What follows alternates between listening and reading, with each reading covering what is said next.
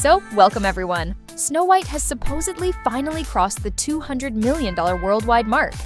And I thought we should take a moment to reflect on this momentous occasion.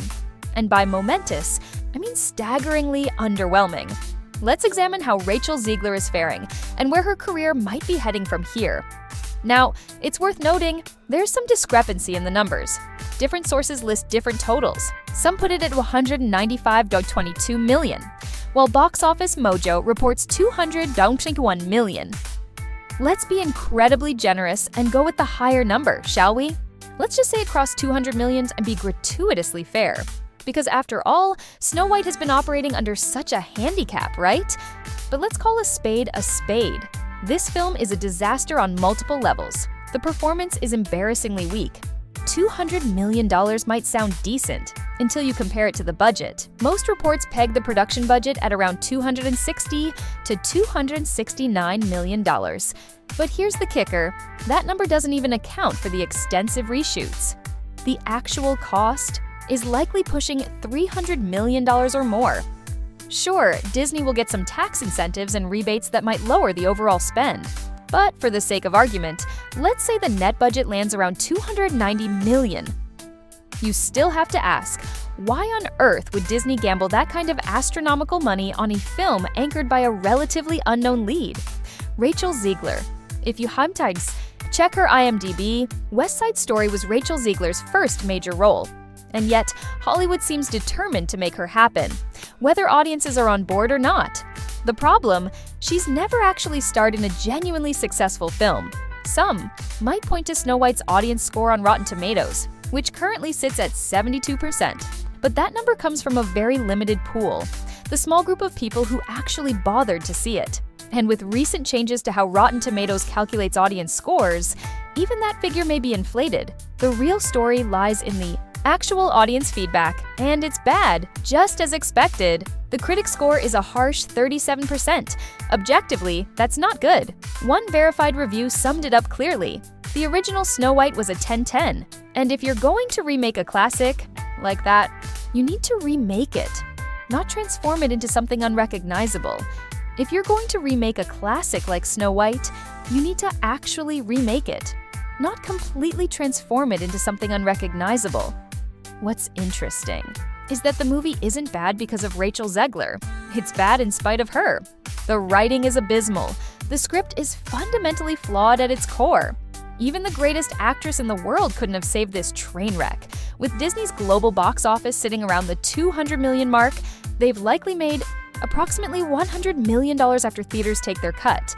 That would be catastrophic by any standard, especially when you consider the production budget, reportedly near $300 million after reshoots, plus what was likely another $100 million in marketing costs. Even with a scaled-back promotional campaign, Disney is staring at a potential $200 million loss on this film.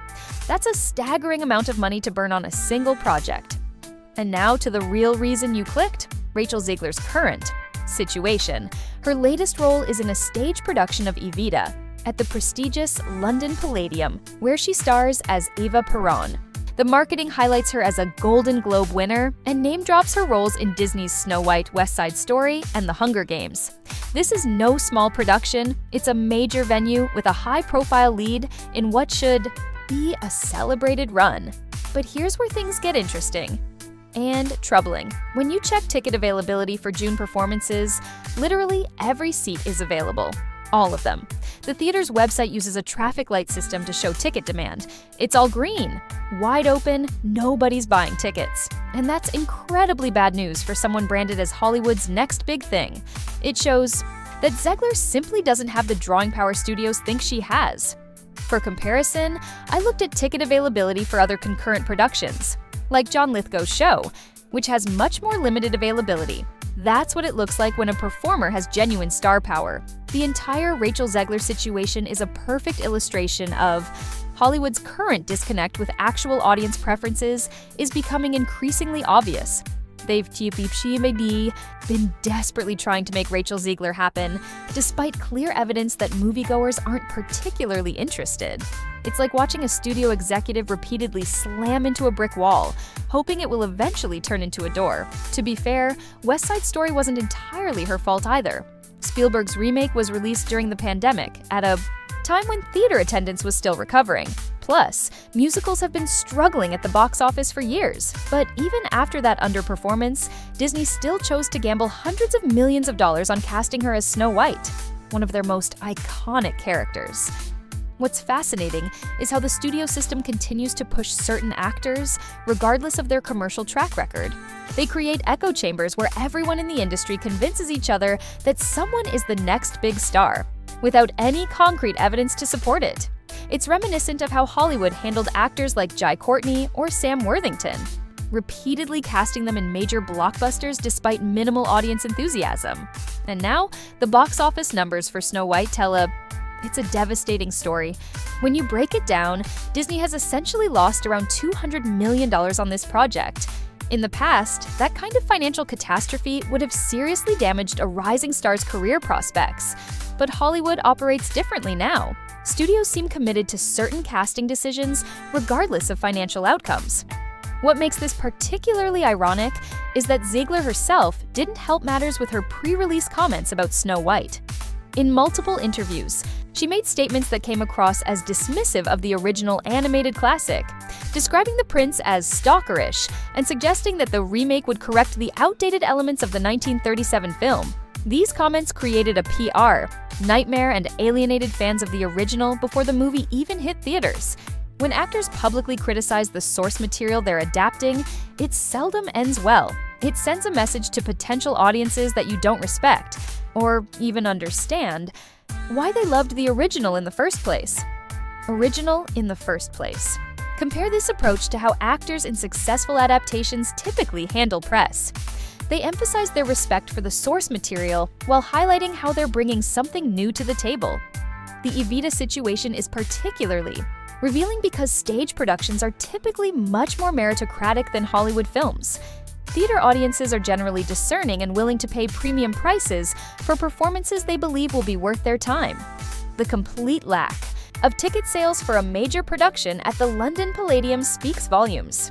You might argue that theater is a different medium requiring different skills. True, but performers who genuinely connect with audiences typically draw crowds across mediums. Look at Hugh Jackman, who seamlessly transitions between blockbuster films and Broadway. Established stars with genuine drawing power don't face empty theaters. What's particularly fascinating is how the entertainment media continues to present Zegler as a major success story despite the evidence. Articles still refer to her as a Golden Globe winner for Best Actress in a Comedy or Musical, West Side Story, as if that single award outweighs multiple box office disappointments. It's narrative creation in real time, the industry desperately trying to manifest the stardom they've invested in. The question becomes, how many commercial failures can a young actor survive before studios stop taking these enormous financial risks? Traditionally, the answer would be not many. But the current Hollywood ecosystem seems determined to continue this experiment regardless of the financial warning signs. What's particularly strange about this whole situation is that audiences don't seem to actively dislike Zegler as a performer. As mentioned earlier, Snow White's problems stem primarily from terrible writing and conceptual decisions, not her performance. She's technically proficient and clearly has some talent. Studio invests hundreds of millions into your career, and the returns are this underwhelming, the momentum doesn't just stall, it often reverses. What's happening with Rachel Zegler is a case study in what happens when the industry overestimates demand and underestimates the importance of timing, audience trust, and narrative alignment. Snow White and Evita aren't just isolated missteps, they're signs of a larger disconnect between how Hollywood tries to manufacture stars and how audiences today choose them. Zegler's trajectory so far highlights how fragile early stardom can be when it's built more on industry hype than grassroots audience investment. The problem isn't necessarily her, it's the system that tried to fast-track her into icon status without first earning that level of goodwill or recognition from the public. She still has time to recalibrate, a more grounded, character-driven role in a respected indie project. A strong ensemble performance, or even taking a step back from the spotlight, could help her rebuild credibility. But what's clear is this: the days of studios dictating who becomes a star without audience buy-in are over, power, the kind that once guaranteed box office success, doesn't carry the same weight in today's fragmented, skeptical media landscape. Studios used to bank on name-above-the-title appeal, but now audiences demand more than just a familiar face. They want authenticity, relatability, and trust that the movie respects their intelligence and their time. Rachel Zegler is talented. That's rarely disputed, but she's become emblematic of an industry problem, trying to shortcut the process of earning star status. Instead of nurturing her growth with the kind of deliberate choices that allowed actors like Zendaya or Florence Pugh to cultivate loyal fan bases, Hollywood thrust her into billion-dollar expectations without a solid foundation. The result? She's been set up not just to stumble, but to become a lightning rod for Backlash. Some fair, much of it exaggerated, simply because the industry narrative around her didn't match the audience's lived experience. And when that disconnect becomes visible, as it did with Snow White, Evita, and arguably The Hunger Games, the pushback is swift and severe. There's still a path forward for Zegler, but it'll require humility from studios and strategic recalibration from her team. Smaller, prestige-driven roles, thoughtful collaborations, and a press approach that shows more care for the source material and audience sentiment to front mega-budget projects that are already viewed with skepticism. This kind of recalibration isn't a step backward. It's a strategic reset. Many respected actors, from Brie Larson to Robert Pattinson, went through similar pivots, stepping back from blockbusters to do quieter, more character-driven work before returning stronger. For Rachel Zegler, that might mean embracing indie dramas, ensemble pieces, or prestige TV roles that showcase her acting chops without the overwhelming pressure of carrying a global tentpole. It would also give her room to reshape the public narrative around her, not as a studio experiment gone awry, but as a committed performer with something to prove and something to offer. In the end, talent still matters. But in an age where audiences are more discerning, more vocal, and more fragmented than ever, talent has to be paired with smart choices and humility.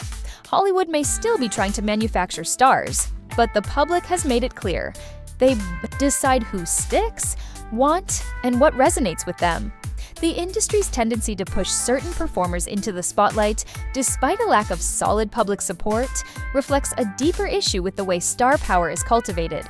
Instead of allowing talent to grow organically through smaller, critical roles, Hollywood often rushes the process, leading to mismatched investments that fail to connect with audiences. The fallout from Snow White may be quieter than the headlines suggest, but the industry's gradual distancing from Rachel Zegler as the leading face of massive, risky projects seems almost inevitable. Rather than a dramatic shift, it will likely be a series of smaller moves, a less frequent presence in the lead role of expensive blockbusters, a greater focus on smaller, more strategic projects that allow for creative expression and growth. The real question is whether the studios will truly adjust their approach to talent development, acknowledging that the era of forcing stars into the limelight without audience buy-in may be coming to an end. If the industry can learn anything from this, it's that investing in actors should be a more measured, organic process, where commercial appeal is earned through consistent quality work, rather than through high-stakes gambles. If the industry finally decides to recalibrate, it could benefit from embracing a more patient approach to star-making. This could allow both the talent and the studios to avoid unnecessary pressure and instead build long-term careers based on genuine audience, connection, and diverse roles.